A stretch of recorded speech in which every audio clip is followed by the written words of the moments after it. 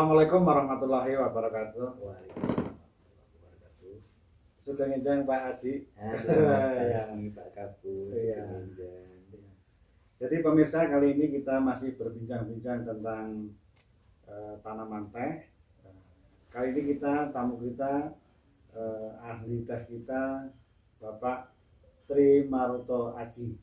Oh, Bapak sih, Pak. Oh iya, kan udah Bapak ya.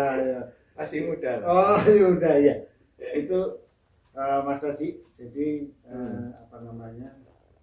Mas Haji ini ahli hama penyakit ya di tanaman teh. Jadi beberapa waktu yang lalu, ini yang kita bicarakan hal yang apa ya, mungkin agak menyimpang. Tetapi saya dipeseni itu bagaimana ya? Kok ada teh yang harganya mahal, Mas? Tetapi karena terserang hama. Iya. Namanya saya disebutkan Hello Therapy Strategi. Itu bagaimana ceritanya? Ya, Mas Haji. Jadi begini Pak Agus ya. Sebelumnya saya akan menggambarkan bahwa teh itu kan termasuk senyawa atau memiliki senyawa aromatik. Jadi kita tahu tanaman teh itu memang untuk diminum. Dan salah satu hal yang menjadi tolok ukur kualitas teh itu adalah aroma.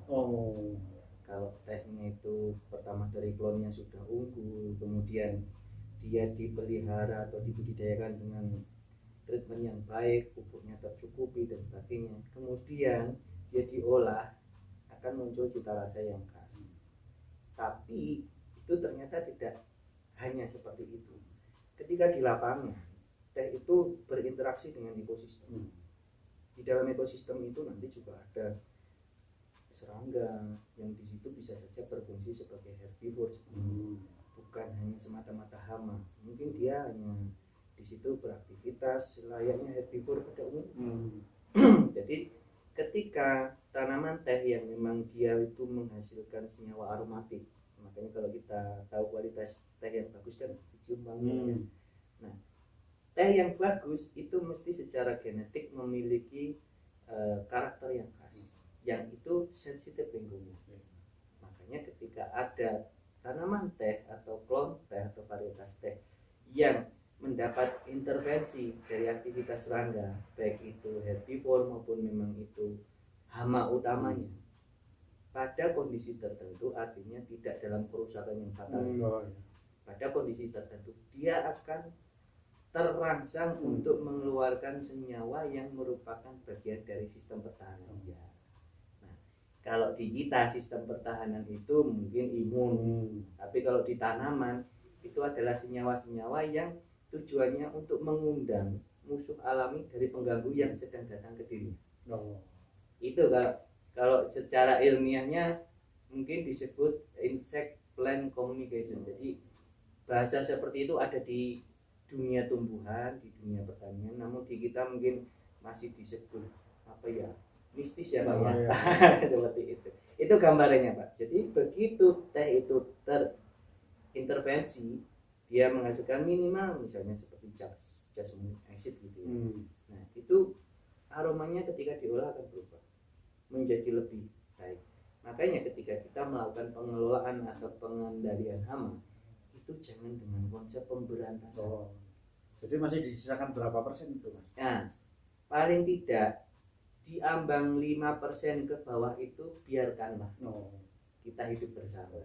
Itu malah apanya pun lebih enak. Ya, seperti itu. Karena juga tidak mungkin kalau kita berusaha untuk mengenolkan populasi. Ya pertama, kalau kita sebagai sama-sama makhluk hidup itu dolim, ada spesies lain yang ingin mencari nafkah di situ, masa kita agak mengizinkan. Dan PHT itu. Nah, kalau ilmunya dulu profesor kita Pak Kasumbogo Untung yang ahlinya PHT dari Gajah Mada, itu memang batas ambang ekonomi itu harus diperhatikan. Kemudian pertimbangan manajerial mengenai aras luka ekonomi itu juga harus dikedepankan. Jadi tidak semata-mata ada kupu hingga terus kita beli semprot, besok tengok lagi masih hidup semprot lagi. Cara-cara yang seperti ini kurang bijaksana. Kalau kita bicara teh, kita tahu komoditas teh di dunia ini sebagai komoditas yang eco-friendly. Habitatnya di dataran tinggi, otomatis pasti dekat dengan daerah hutan, baik itu hutan lindung maupun hutan masyarakat. Nah di situ ekosistem yang harus dijaga. Iya. Kebetulan juga Pak, namanya teh di Indonesia ini mayoritas banyak kita temui di dataran tinggi Jawa Barat. Nah, kalau orang Sunda katanya Jawa Barat dataran tinggi itu daerah Parahyangan Pak. Iya. Tempatnya para dewata. Iya, yang itu ya. Yang video itu Pak. Tapi intinya di situ, di tempat yang dikeramatkan itu kita tidak boleh semena-mena terhadap alam, tidak boleh berbuat kerusakan. Makanya di situ kita mengelola, maksimal mengendalikan itu bukan membumi habis. Iya. Seperti itu. Mas balik tadi yang rasanya enak. Ya. Itu harganya spektakuler loh. Yang di Taiwan apa namanya lupa saya Mas. Kalau di Cina itu ada yang namanya anjing baica. Oh. Nah itu harganya mungkin lebih tinggi dari teh putih. Oh. Padahal itu kena hama kan. Itu kena hama apa ya? Kalau yang untuk anjing baica itu sebenarnya lebih tepatnya kena virus Pak. Oh.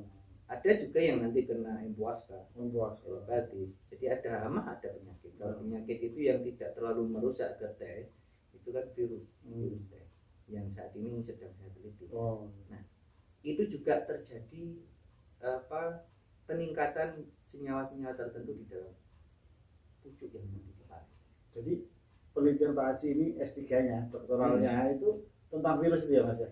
Sebenarnya bukan ke virusnya Pak karena saya melihat fenomena ketika pengawalan di PTP, kok ada tanaman teh daunnya menguning, belang. Nah, kebetulan saya backgroundnya waktu S1 juga ahli virus, S2 ahli virus, melihat tanaman teh yang konon katanya itu antivirus, kok bergejala seperti itu. Makanya saya berusaha meyakinkan diri saya sendiri di awal bahwa mana mungkin sih tanaman teh kok kena virus, tanaman antivirus kok kena virus ya.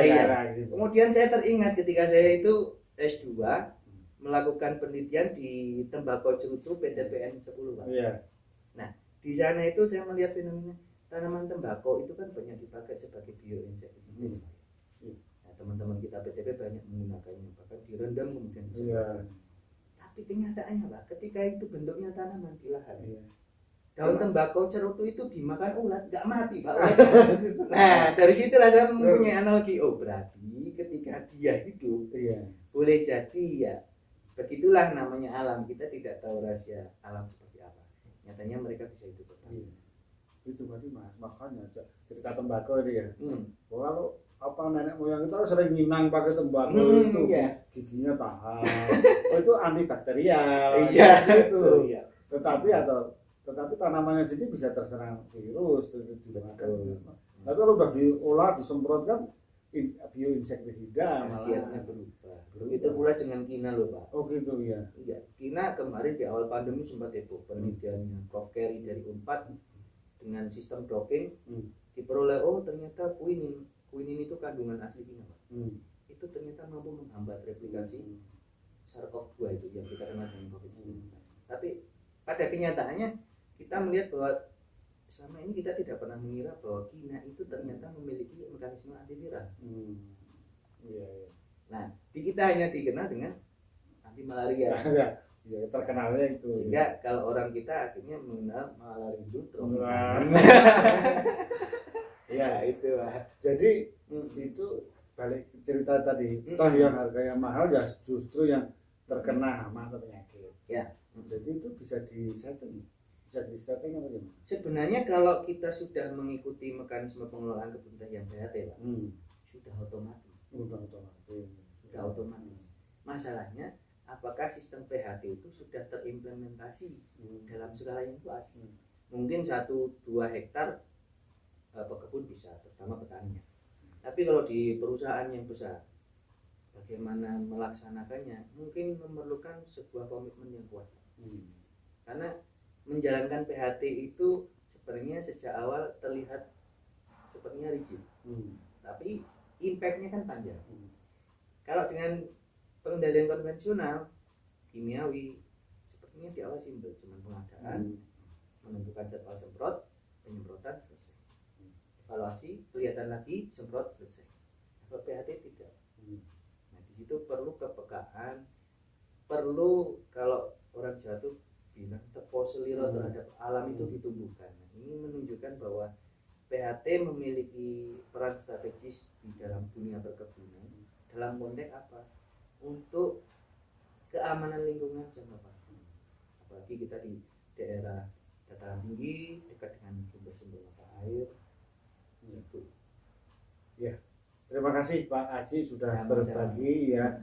Itu pemirsa, kali ini kita dapat ilmu bahwa tanaman teh yang terserang hama penyakit tapi diatur populasinya kira-kira intensitasnya itu malah memberikan rasa yang aroma yang luar biasa. Terbukti di Cina, Taiwan harganya lebih mahal.